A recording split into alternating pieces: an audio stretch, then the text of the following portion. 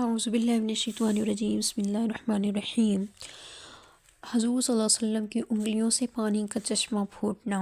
حضرت جابر بن عبداللہ رضی اللہ تعالیٰ عنہ فرماتے ہیں کہ حدیبیہ کے موقع پر عطش الناس یوم الحدیبیہ والنبی صلی اللہ علیہ وسلم، کہ حدیبیہ کے موقع پر صحابہ کرام رضی اللہ عنہ کو پیاس لگی اور حضور پاک صلی اللہ علیہ وسلم کے پاس ایک چھوٹا سا ڈول تھا۔ آپ نے کیا کیا؟ اس کے پانی سے وضو فرمایا، فتوضؤوا فجحش الناس نحوہ۔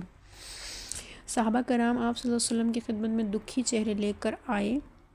آپ صلی اللہ علیہ وآلہ وسلم نے دریافت فرمایا، کیا بات ہے؟ انہوں نے عرض کیا کہ یا رسول اللہ، ہم سب پیاسے ہیں اور ہمارے پاس وضو اور پینے کے لیے صرف اتنا ہی پانی ہے جو آپ کے پاس ہے، تو اس چھوٹے سے ڈول میں جو آپ کے پاس رکھا ہوا ہے۔ تو یہ سن کر آپ صلی اللہ علیہ وآلہ وسلم نے اپنا دست مبارک اس ڈول میں ڈالا تو پانی جو تھا وہ آپ کی انگلیوں کے درمیان میں سے پھوٹنے لگا، ایسے پھوٹنے لگا جیسے چشمے بہہ رہے ہوں۔ صحابہ کرام رضی اللہ تعالیٰ عنہ کہتے ہیں پھر ہم سب نے اس پانی سے پیا اور وضو بھی کیا، اور حضرت جابر رضی اللہ تعالیٰ عنہ سے پوچھا، آپ اس وقت کل کتنے افراد تھے؟ تو انہوں نے کہا کہ ہم 1500 تھے، اور اگر ہم 1,00,000 بھی ہوتے نا تو وہ بھی پانی ہمیں کافی ہو جاتا۔ اسی طرح سے ایک اور معجزہ جو ہے وہ حضور علیہ الصلوۃ والسلام کا حدیث مبارکہ میں آتا ہے کہ ابو رافع یہودی بدبخت حضور صلی اللہ علیہ وسلم کے شان میں گستاخیاں کیا کرتا تھا اور آپ صلی اللہ علیہ وسلم کو ایذا پہنچانے میں پیش رہتا تھا۔ صحابی رسول حضرت عبداللہ بن عتیق رضی اللہ عنہ جب اس ملعون کو قتل کر کے سیڑھیوں سے نیچے اتر رہے تھے تو اندھیرے کی وجہ سے نیچے گر گئے، نتیجتاً پنڈلی کی جگہ سے ان کی ٹانگ ٹوٹی۔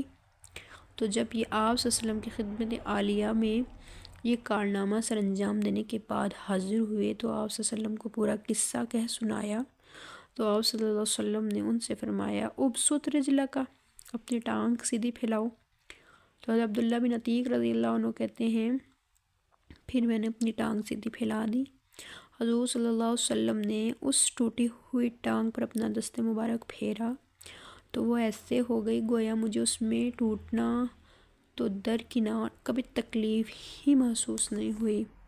اسی طرح ایک اور روایت میں آتا ہے حضرت عبداللہ بن جہش رضی اللہ عنہ کہ غزوہ احد میں جب تلوار ٹوٹ گئی تو یہ حضور پاک صلی اللہ علیہ وسلم کے پاس حاضر ہوئے تو آپ صلی اللہ علیہ وسلم نے انہیں کھجور کی ایک شاخ عطا فرمائی جو ان کے ہاتھ میں جا کر تلوار بن گئی۔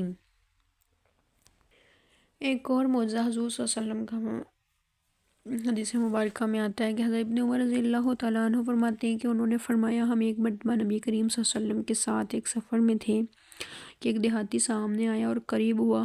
آپ نے اس سے فرمایا، کیا تو گواہی دیتا ہے اس بات کی کہ اللہ وحدہ کے علاوہ کوئی معبود برحق نہیں اور اس کا کوئی شریک نہیں، اور محمد اللہ کے بندے اور رسول ہیں؟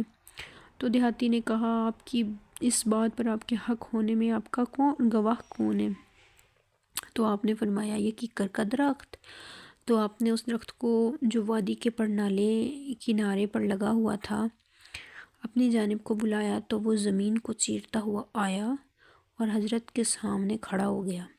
آپ نے اس سے 3 بار گواہی طلب کی اور اس درخت نے 3 بار گواہی دی اس طرح جس طرح آپ نے مانگی، اور پھر وہ لوٹ کر واپس اپنی جگہ پر چلا گیا۔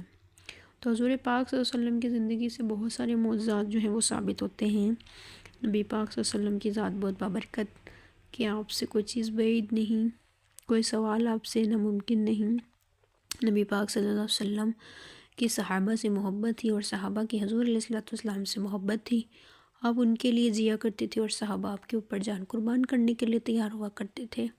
تو یہ چھوٹی چھوٹی جو روایات آپ کے سامنے ذکر کی گئی حضور علیہ الصلوۃ والسلام کے معجزے ہیں جن کا انکار جو ہے وہ کوئی بندہ نہیں کر سکتا، اور معجزوں کا ہونا کوئی ناممکن چیز نہیں، اللہ کی طرف سے حکم ہوتا ہے، جو اللہ کر دیتے ہیں، ناممکن کو ممکن کر دیتے ہیں، یہ معجزہ ہوتا ہے۔